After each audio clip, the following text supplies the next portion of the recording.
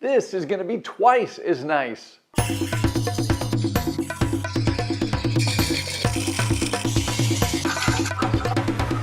Hi, I'm Kent and welcome to Turn a Wood Bowl. Today we're going to do a twice turning. Now this bowl has been turned once into this shape that you see, and it's been allowed to sit and dry or equalize. This was turned about 3 years ago. You can see a little bit of movement in the rim there. And we're going to do the twice turning today. Now, why would we go through all this trouble to turn a bowl twice? Well, there's a couple reasons. First of all, when we're dealing with wood turning bowls, we need big chunks of wood. Wood that's not like the flat wood that you would buy in a lumber yard. Instead, we're using very large, dense pieces of wood. If you could take a piece of wood like this and dry it completely before turning a bowl, that would be quite a feat because it would take a lot of equipment, or it would take a long period of time and a lot of luck, because large sections of wood like this or logs like this left to dry on their own typically crack and break apart because they're part of a tree that's trying to decompose and break back down into the earth. Instead, what we want to do is we want to turn the wood when it's still green and easy to turn, so it's easy for us. And we get it down to a denseness or a thickness that's pretty manageable. In this case, it's just a little over 1 inch thick throughout. And this has been allowed to dry and cure over the last several years. So now it's relatively equalized, meaning the wood or the moisture content has been reduced dramatically. And it's also stabilized because that moisture is now out of it. So any movement that was going to occur with this bowl has already occurred. The nice thing about that is when we put it back on the lathe now and turn it, it's not going to have movement, meaning it's not going to warp and distort after we get done with this second turning. Instead, it's going to be nice and true and round, and it's going to maintain that round shape for the rest of its life. That's why we twice turn, because we are managing this large piece of wood and taking it down from a wet state to a dry state in a controlled manner so that it doesn't crack and distort dramatically. And the nice result of that is we'll have a really round bowl when we're done. It's quite that simple. Now, there are many steps in the process of taking trees to bowls, and that's why I've got a course online that you might want to check out. It's called Tree to Bowl, Understanding Green Wood. And in this course, we go over everything you're going to need to know to understand how to process raw wood and turn it into the bowls that you imagine. So check out that course to thoroughly understand this entire process. The first thing I'm going to do with this large once-turned bowl is I'm going to mount it to the lathe using a large flat jam chuck. And I'm going to go get that now, and we're going to get this on the lathe. This jam chuck, of course, is homemade. This is from a design that I got from Glenn Lucas. It's essentially 2 pieces of plywood, one circle disc and a second circle disc with the center cut out, and then rubber padding applied to that. Now that gap in the center is perfect for the pith area of the bowl to seat down inside there. That whole thing is mounted to a faceplate, and I keep that faceplate mounted permanently so I can use this at any given moment. First thing I'm going to use is my 1/2 inch 55-degree bevel swept back bowl gouge, and I'm going to clean up the face of this tenon just to smooth that out. Now remember, this has been sitting for 3 years and it is warped and distorted a bit, so there's really nothing perfectly straight or true with it. So I want to straighten everything out. I'm going to go ahead and mark the new tenon. You can see the previous tenon I made was a large tenon, which would give me plenty of extra material to shape down to the tenon that I'm using now. So I'm going to cut the cylinder for the tenon, and then I will do the same for the shoulder. I'm going to bring that in, essentially going to shape the shoulder so that it will become the foot of the bowl. Now this is a different type of turning. If you're used to turning green wood that is either really wet or has some moisture content, it's somewhat odd to turn a piece that has equalized, because dry wood is a completely different experience.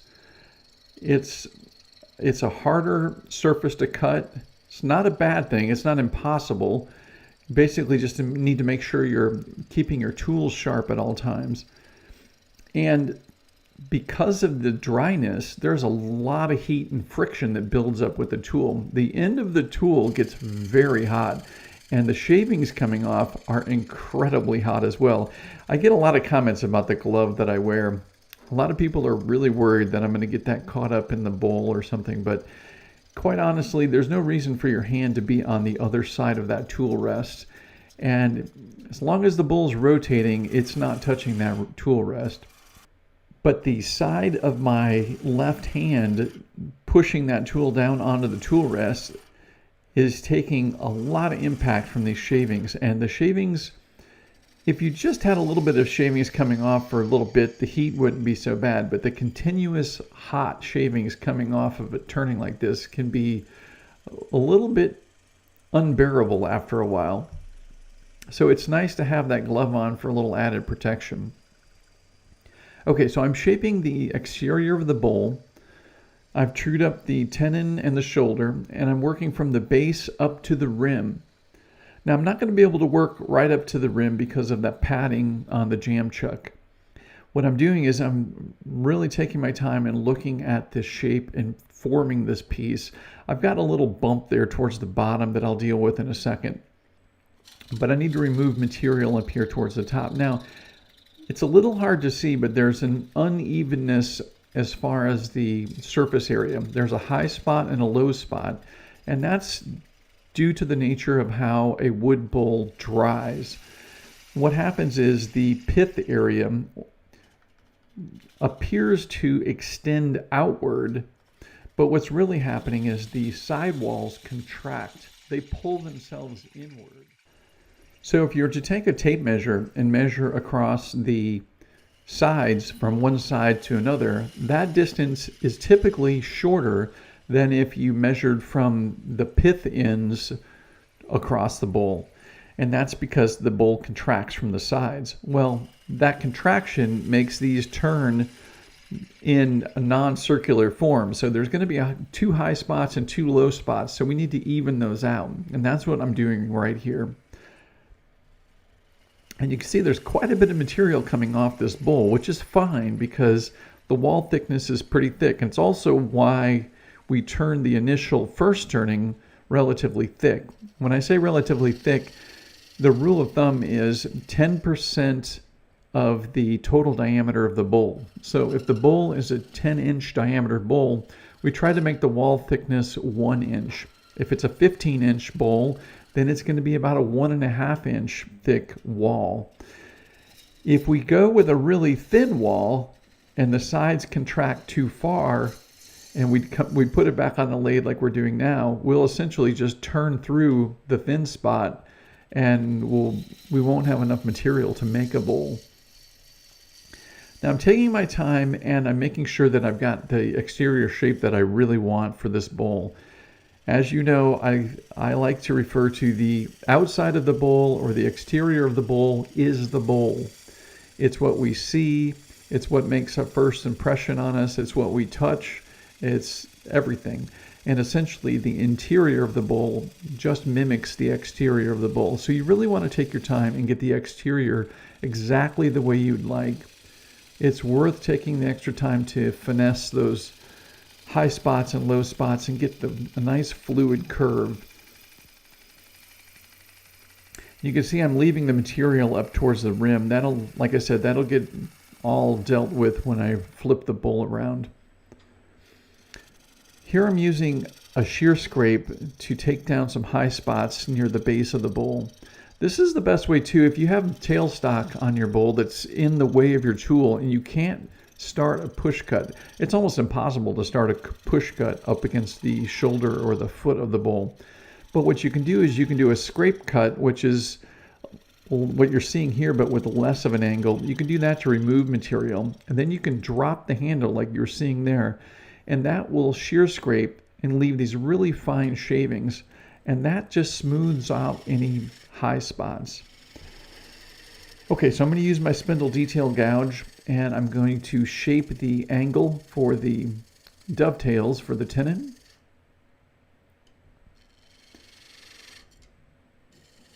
I want to make sure that little crevice in the base of that is cleaned out real nice. And now we're done with the exterior of the bowl. I'm going to flip this around. We'll get the chuck off the lathe. There you can see the faceplate and how that's attached. And now that we have the tenon all cleaned up, we can mount the bowl to the 4-jaw chuck directly. Remember, when you're making tenons for your bowls, the tenon never seats all the way to the bottom of the chuck. It needs to sit on top of the jaws of the chuck, and that's it. I've got an article on my website all about the 4-jaw chuck. If you've got any questions about that, you're really going to want to check that out. There's a lot of information there. Okay, so I'm going to make this a closed-rimmed bowl, meaning the rim will be narrower than the widest part of the bowl. And when I say that, it's going to be very subtle. It may not even be noticeable hardly at first, but essentially the rim is just going to be a little bit narrower than the widest part of the bowl. That's a personal preference of mine and the aesthetic. So in order to cut this properly, I'm starting from the rim up and I'm going to the high spot. If you saw my video about supported grain direction, you know exactly what I'm doing here. It was part of the trick question in that video. If you haven't seen that video, you might want to check it out.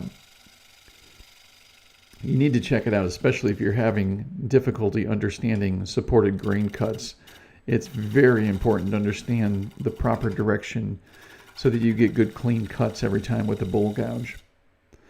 Okay, here I'm using a kind of a combination of a scrape cut and a shear scrape. Shear scrape is when the handle's dropped at about a 45-degree angle like you're seeing there. And then a scrape cut, the tool can be more horizontal. It's just scraping away material and it's doing it relatively rough.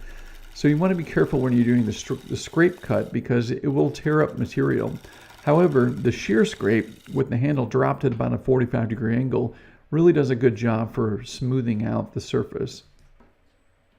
Okay, so now that the exterior of the bowl is trued up, you can see that difference on the inside. You can see the narrow sidewalls and the thicker pith area. And that has to do with that expansion and contraction of the sidewalls coming in. So I'm going to take my time with my 1/2-inch 55-degree bevel swept back bowl gouge and I'm going to clean up the rim. And then I'm going to start establishing the wall thickness. I'm just going to remove a small amount of material. You can actually see how the material is being cut in one area and not on another. And that's because of that variation in the wall thickness. Okay, so I'm going to continue to narrow this down until we get to the thinnest part of the wall. And that's going to give me my wall thickness. I need to establish that wall thickness as soon as possible. And then I'm simply going to move down the interior of the bowl and maintain that wall thickness as I continue. I really want to make clean, simple cuts here. Now, what I'm not showing you guys because it's a little bit boring is that I'm going to the sharpening station pretty frequently here. Probably about every 8 to 10 minutes. What you want to do is you want to come from the sharpening station and really pay attention to how the edge of your bowl gouge is cutting. Get a sense of how much pressure you're applying to the tool or how little pressure you're applying to the tool and the overall reaction of the tool, how well it's cutting material. And once you understand that state right from coming from the sharpening station, remember that. It's tricky because the sharp edge on the gouge degrades slowly. Unless you hit a nail. I've hit nails before, and then it degrades really fast. But in general, the sharp edge of the bowl gouge degrades pretty slow. So it's kind of like watching your kids grow old. You don't really see it day to day. But other people see it because they're only seeing your kids every month or so, if that makes any sense. Essentially, what happens is you need to recognize that your cutting edge has changed and it's not cutting as smoothly or with as little effort as it did when you first came back from sharpening. And the real trick is to notice that before it gets to the point where it's really that noticeable, and then go back and resharpen. Yeah, you do need to resharpen your tools quite a bit with a dried, equalized piece of wood like this, because like I said, there's a lot of friction, there's a lot of heat buildup, and that wears down and dulls that sharp edge. And the only way to restore that is to resharpen. Okay, so I'm working down the interior wall, and I'm maintaining the wall thickness as I go. I'm stopping and checking and making sure it's the thickness that I'm trying to get all the way down from where I started at the top. So at the top, the wall thickness is established. And as I work down, I really want to sneak up on that final wall thickness. I don't want to get too aggressive when I'm getting close to the thickness. I want to make shallow, light cuts like you're seeing here until I eventually make that lower wall the same thickness as the wall above it. If you get aggressive here, you can make the wall too thin, and obviously that's almost impossible to recover from, because if you have a thick wall up above, you don't want to have thinner wall below. So stop frequently, use your calipers, and check that wall thickness.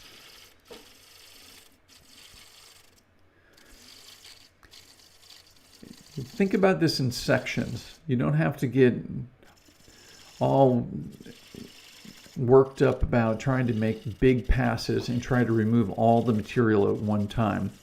It's a big deal to see turners that do that, where they'll make cuts that go all the way from the rim down to the bottom. That's fun to see as demonstrations, but it's not very practical, especially when you're turning larger pieces like this that are thin.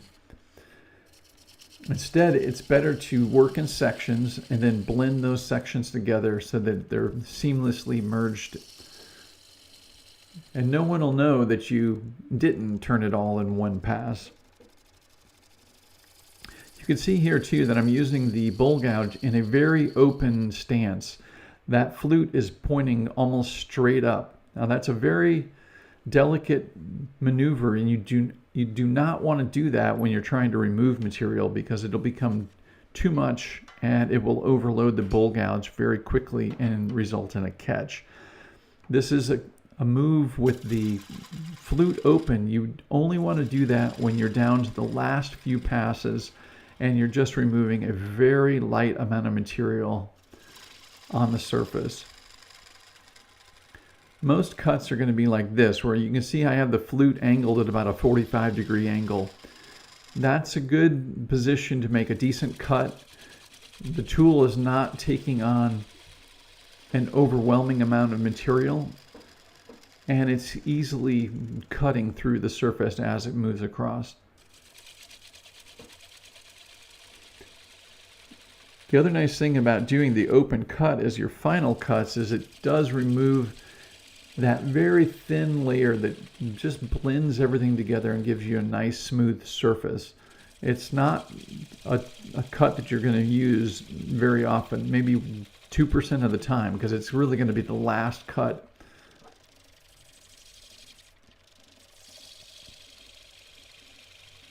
There you can see as I'm getting down and I'm making thinner passes, I'm opening the flute more, and I'm using more of the center portion of the flute, but I'm also removing much less material.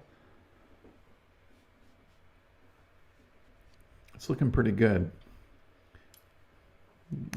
Keep going back to that top wall thickness to use that as a reference to determine how the rest of the bowl is feeling.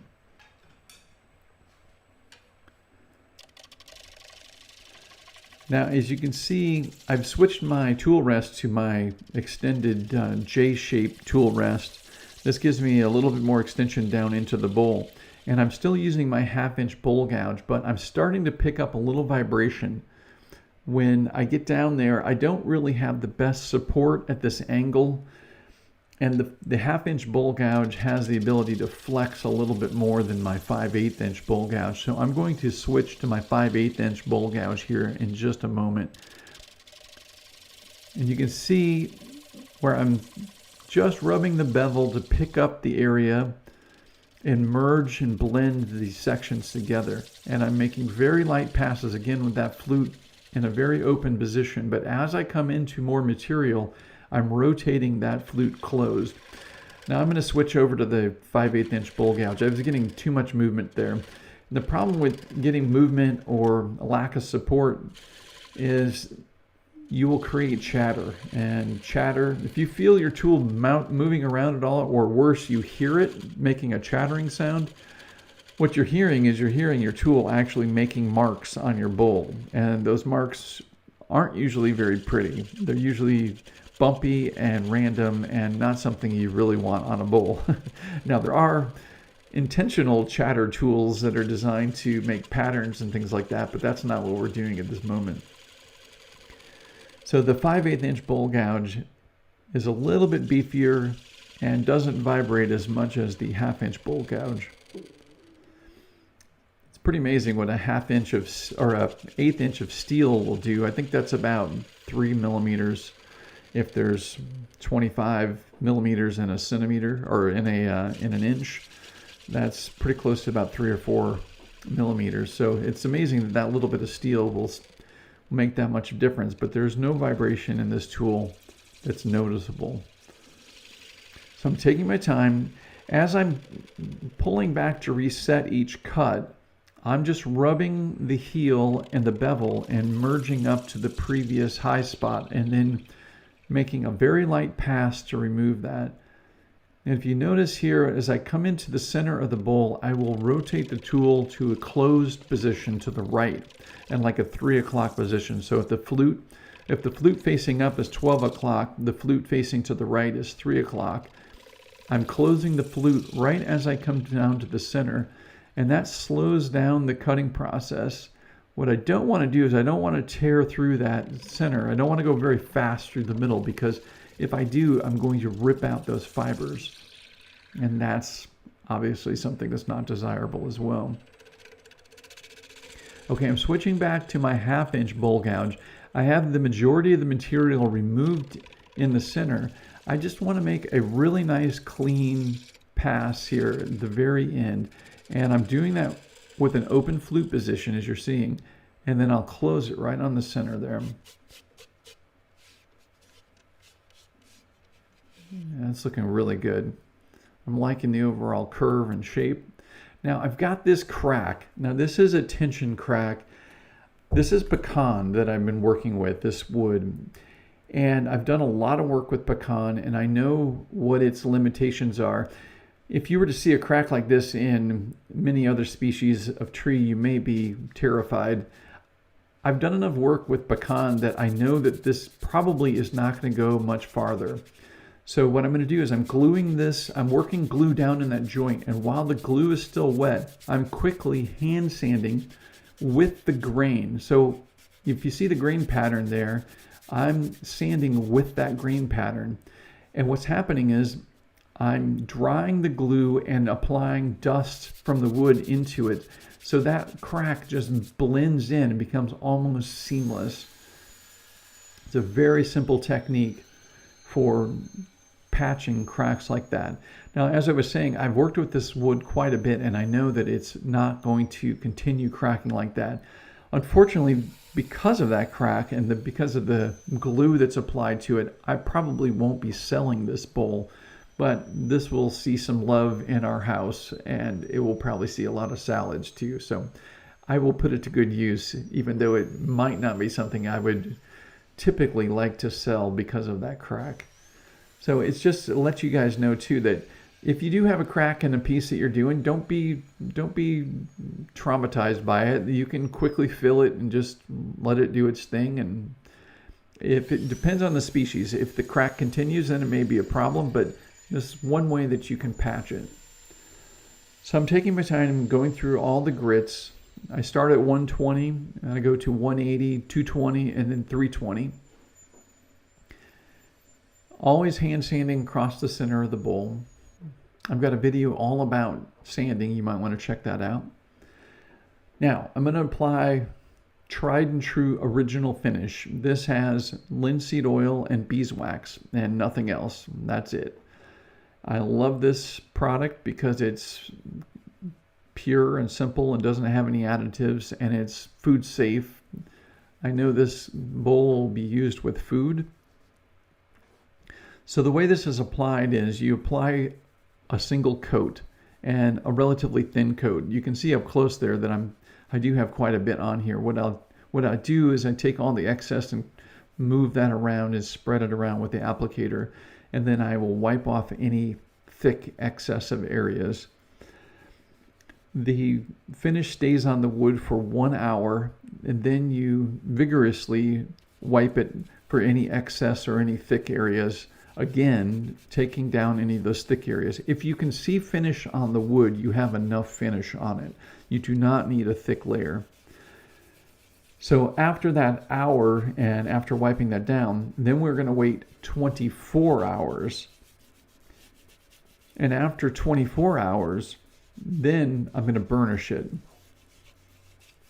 Look at the grain patterns. This is so cool. And this piece was turned into a bowl before it had a chance to spalt very much, but there is some spalt in there, which is pretty nice. You can see the black line spalt.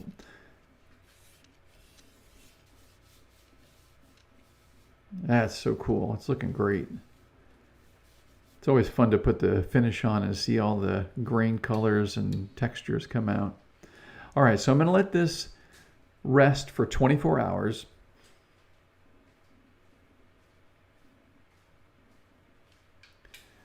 And when I come back, you can see that the shine from the finish has diminished a little bit.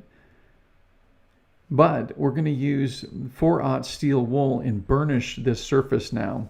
And the burnishing helps bring a little bit of a shine and luster back to this finish and really works it into the whole piece. You can actually see the reflection there improving as I'm burnishing this.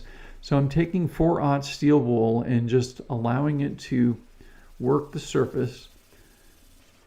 What the steel wool is doing is it's taking away any high spots or excess material, and it builds up in the steel wool, so you can basically pull it apart until you get a clean area exposed and then continue burnishing the finish.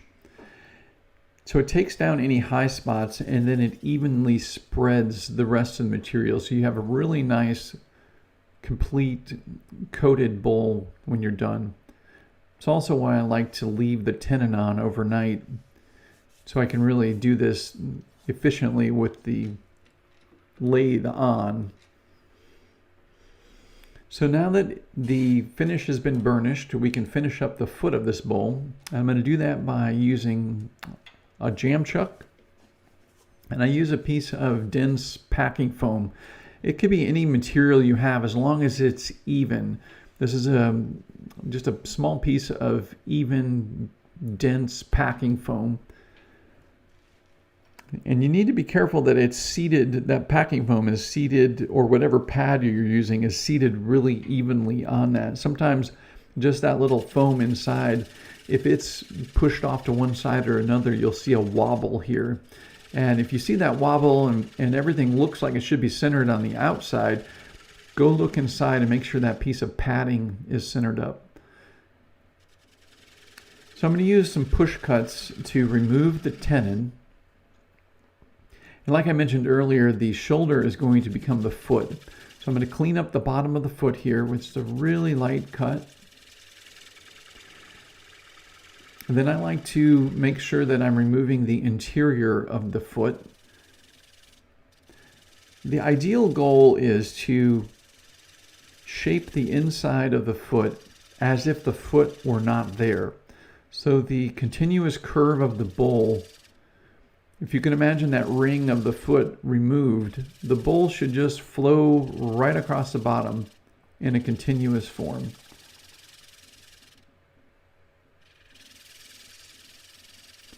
I'm taking my time. This very light, very dangerous cut here. If I were to allow any extra material to touch that tip and overload the bowl, I'm definitely going to get a catch. I was using the tip of that in a very open flute position like we talked about before just to lightly shave away a very thin amount of material at a time. You do not want to get aggressive with the position of the bowl gouge like that. Now these push cuts into the headstock are great because they keep the tension inward towards the headstock. So you're not applying much force away from the rotation of the lathe. So I'm going to continue making push cuts to remove or reduce the size of the nub that's attached to the bowl. This is my 1/2 inch bowl gouge. Now I'm going to switch over to my spindle detail gouge, and I'll continue making that nub smaller. It's not a bad idea to take the lathe speed down just a bit here too. And I want to make the bottom inside of that foot a continuous flowing curve as well. So you really want to watch that surface and make sure that it's evenly flowing.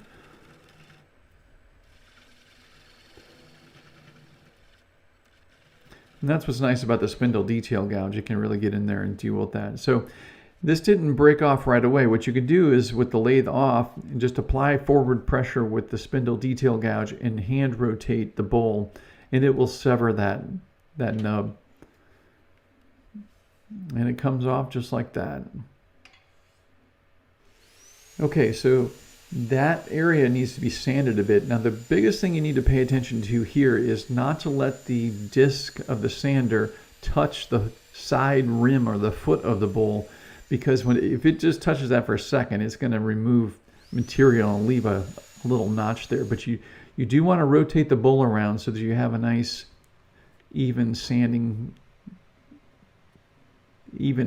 surface inside. So I'm going to use my wood burner and sign this. I like to sign it and put the wood species and the date on each of my bowls. And then what I'm going to do is apply finish to the bottom section of this bowl. And I have that little cloth as an applicator, but by the time I reach in there and grab it, I have so much finish on my finger that I can just do this entire area just by using my finger. So I'll obviously have to smooth this off and wipe off any excess so I have a nice thin layer, but that's essentially the easiest way to apply to a small area like that.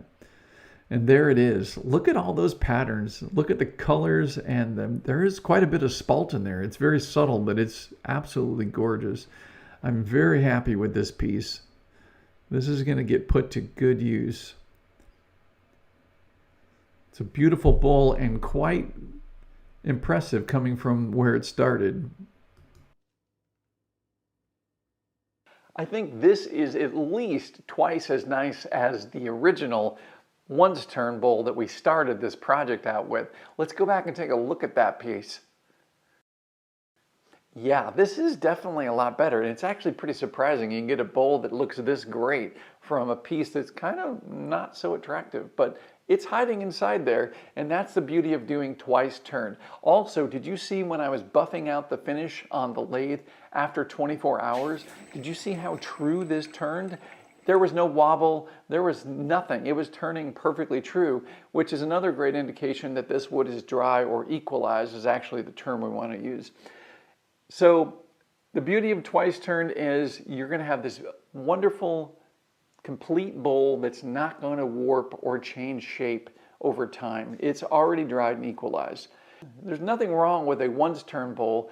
Those are very cool on their own. That's a totally different approach compared to the twice turned. Now I've got a course called Treat a Bowl Understanding Green Wood, and if you have any questions about how to prepare timber for turning on the lathe, whether somebody gives you a few pieces or if you have an entire treated process, you're going to want to check out this course because I go over everything you need to know to prepare wood to make beautiful bowls like this. All right, guys, I hope you've liked this video. If you have, please click that like button. Thank you. And subscribe. If you turned twice turn bowls, let me know. Leave me a comment below. Let me know what your thoughts are. What do you prefer, once turn or twice turn bowls? I hope this video has showed you the benefits of doing twice turn bowls and the beauty that can be obtained from doing a twice turning.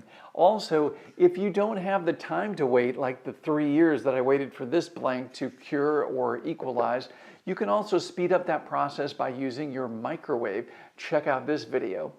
All right, guys, thank you so much for watching. And as always, until next time, happy turning.